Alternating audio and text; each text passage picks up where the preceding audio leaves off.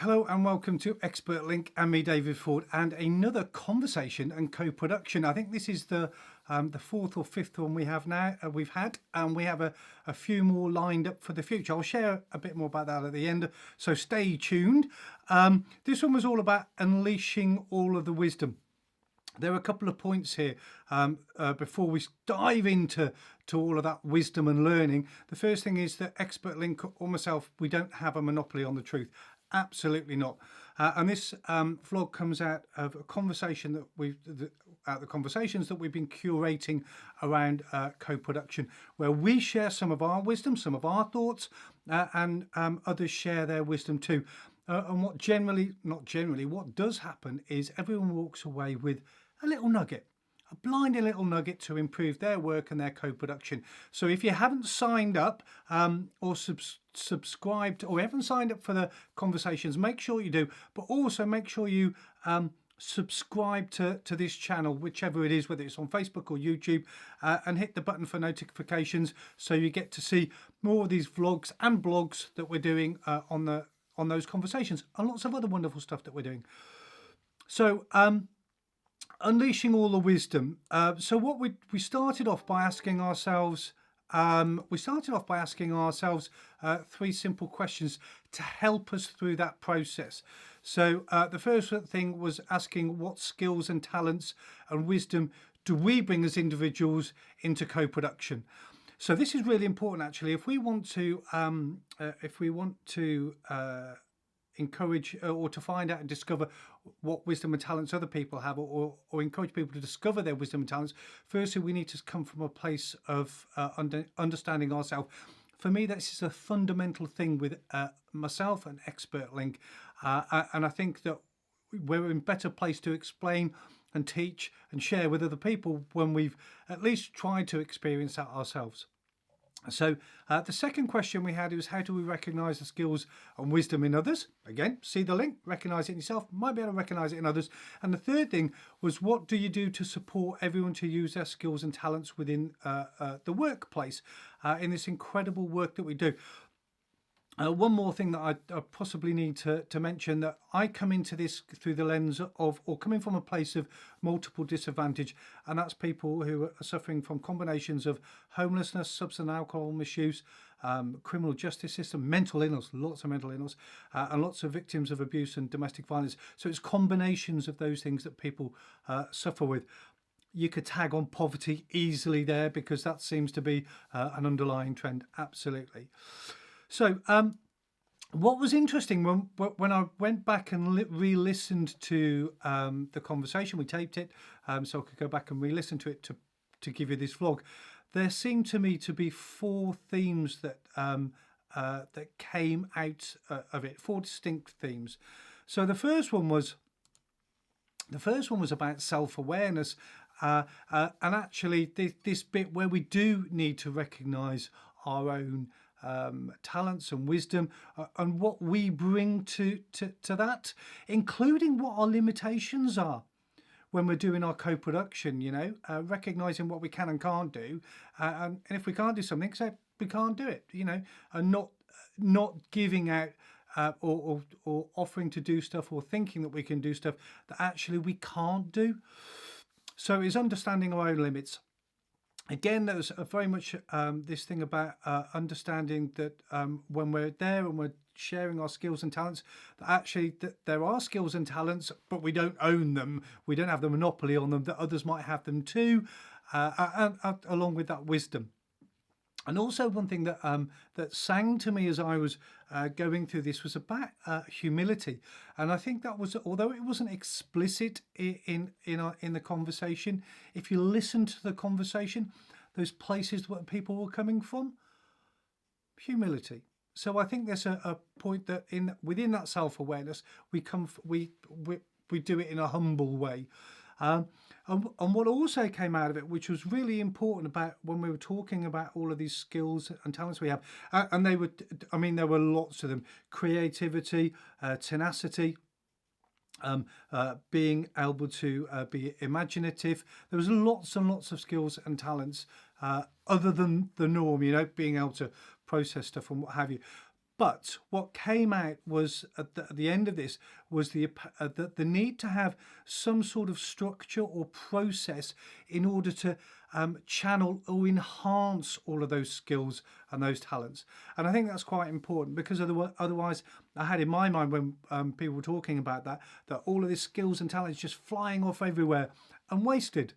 So it's making sure that we've got the mechanisms or the structure to enhance it and channel it for good, to create the world that we want to be in. Okay, so our second theme was one about awareness of others. So we've been to that self-awareness place. So how do we become aware of others' skills and talents? Well, actually, some of the simple things, there was a really good part of the conversation we talked about where people are doing co-production. They're just wading into a room with people with lived experience of whatever it is and just make assumptions. Well, actually, a really, really simple way of finding out about people's skills and talents is to ask and listen. Ask and listen. Two really simple things, and what goes along with that is that in order to be able to for people who are perhaps coming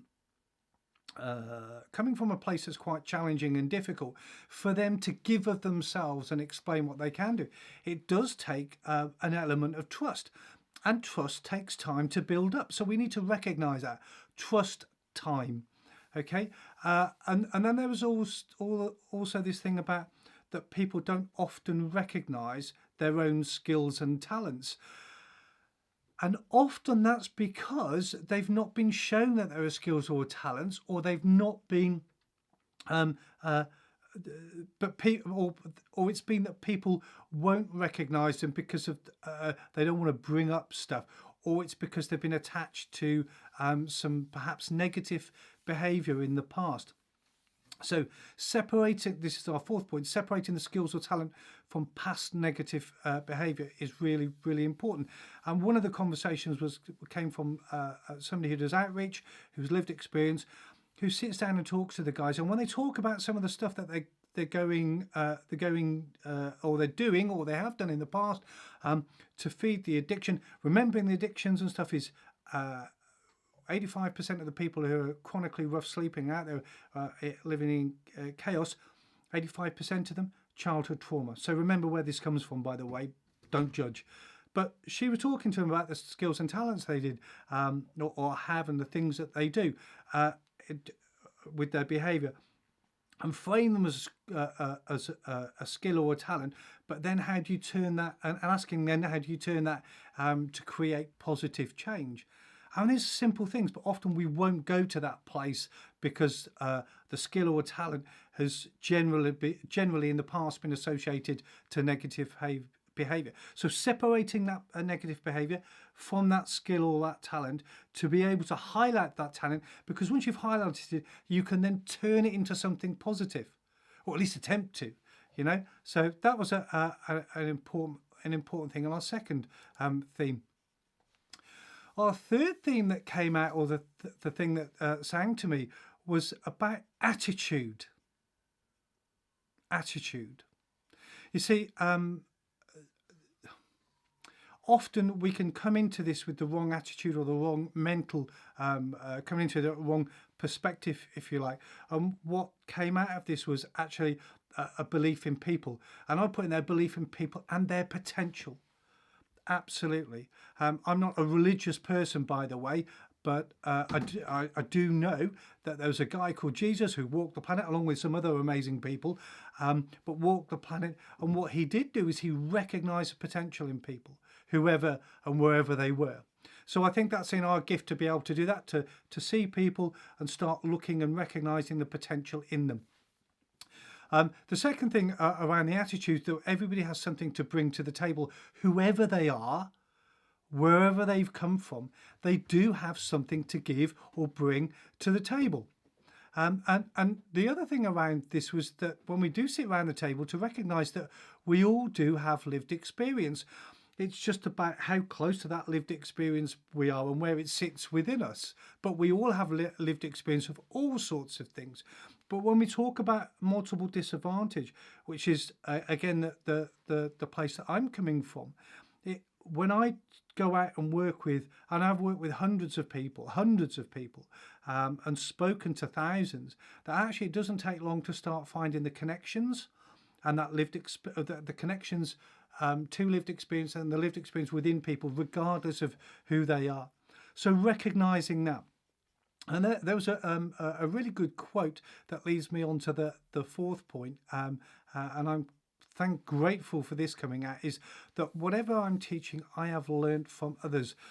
There was something around people with lived experience and not lived experience working with others, but there's a great that quote there was absolutely fantastic, because we have to have learned what we've done, or we have to have learned what we're sharing and what we're doing from others.